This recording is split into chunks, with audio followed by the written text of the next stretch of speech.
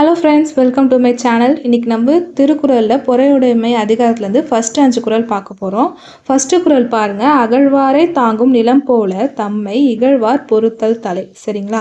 அகழ்வாரை அப்படின்னா தோண்டுபவர். சரிங்களா? நிலத்தை தோண்டுபவரை தான் என்ன சொல்கிறாங்கன்னா அகழ்வாரை அப்படின்னு சொல்கிறாங்க. சரிங்களா? அகழ்வாரை தாங்கும் நிலம் போல. அப்போ தோண்டுபவரை நிலம் எப்படி தாங்குதோ அதுமாரி இகழ்வாரை நம்ம பொறுத்து கொள்ளுதல் வேண்டும் அப்படின்னு சொல்கிறாங்க. அதுவே ஒரு சிறப்பு அப்படின்னு சொல்கிறாங்க. தலை அப்படின்னா சிறப்புன்னு அர்த்தம்.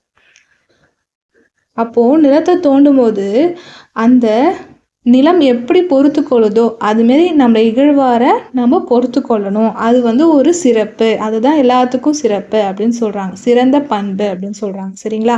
நெக்ஸ்ட் குறள் போகலாம். பொறுத்தல் இறப்பினை என்றும் அதனே மறத்தல் அதனும் நன்று அப்படின்னு சொல்கிறாங்க. இப்போ என்ன அப்படின்னா பொறுத்தல் இறப்பினை அப்படின்னா பிறர் செய்த துன்பத்தை தான் அப்படி சொல்கிறாங்க. எதை பொறுத்துக்கணும்? பிறர் செய்த துன்பத்தை பொறுக்கிறதை விட அதை மறக்கிறது அதை விட சிறந்தது, நன்று அப்படின்னு சொல்கிறாரு. சரிங்களா? இங்கே பாருங்கள். பொறுத்தல் எது? பிறர் செய்த துன்பத்தை. சரிங்களா? என்றும் அதை விட மறத்தல் அதை விட நல்லது அப்படின்னு சொல்கிறாங்க. சரிங்களா? நெக்ஸ்ட் குறள் போகலாம். இன்மையுள் இன்மை விருந்தோரல் வன்மையுள் வன்மை மடவர் பொறை அப்படின்னு சொல்கிறாங்க. இப்போ இங்கே மடவர் அப்படின்னா அறிவற்றார், அறிவு இல்லாதவங்க. சரிங்களா? அறிவில்லார் அப்படின்னு எழுதுறேன். பொறை அப்படின்னா பொறுத்து கொள்ளுதல். இப்போ இன்மை அப்படின்னா வறுமைன்னு அர்த்தம். இப்போ பாருங்க, வறுமையுள் வறுமை எது அப்படின்னா ஒரு விருந்தினரை உபசரிக்காமல் இருக்கிறது தான் வறுமையுள்ள வறுமை அப்படின்னு சொல்கிறாரு. நெக்ஸ்ட்டு வலிமையுள் வலிமை எது அப்படின்னு பார்த்தீங்கன்னா அறிவில்லாதவங்க செய்யறத பொறுத்து கொள்ளது வலிமையுள்ள வலிமையுள் வலிமை அப்படின்னு சொல்கிறாரு. இங்கே பாருங்கள். வன்மையுள் வன்மை விருந்தோரல், விருந்து அழிக்காமல் இருக்கிறது. சரிங்களா? நெக்ஸ்ட்டு வன்மையுள் வன்மை. அப்போ வலிமையின் வலிமை எது அப்படின்னா மடவார்னா அறிவில்லாதவர் செய்த பொறுத்து கொள்ளுதல். சரிங்களா? இப்படியே அந்த குறளை வச்சே நீங்கள் மீனிங் புரிஞ்சுக்கோங்க. அப்போ நீங்கள் மனப்பாடம் பண்ணாமல் இப்படியே புரிஞ்சுக்கிட்டீங்க அப்படின்னா எக்ஸாம் ஹாலில் உங்களுக்கு ஈஸியாக இருக்கும். சரிங்களா? ஏதாவது ஒரு வேர்டு உங்களுக்கு மீனிங் தெரில அப்படின்னா மீனிங் நீங்கள் சர்ச் பண்ணி இதுமாதிரி எழுதி வச்சுக்கோங்க. உங்களுக்கு யூஸ்ஃபுல்லாக இருக்கும்.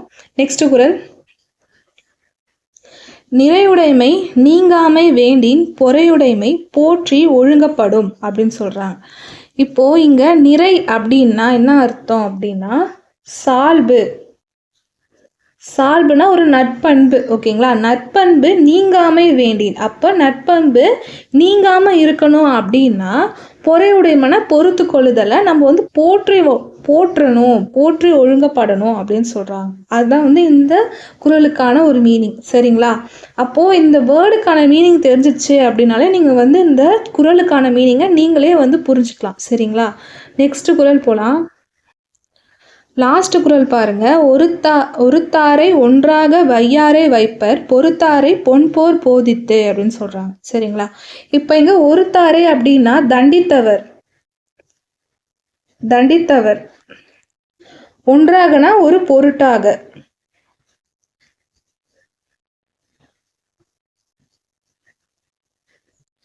சரிங்களா? வையாரை வைப்பர் பொறுத்தாரை பொன்போர் போதித்து.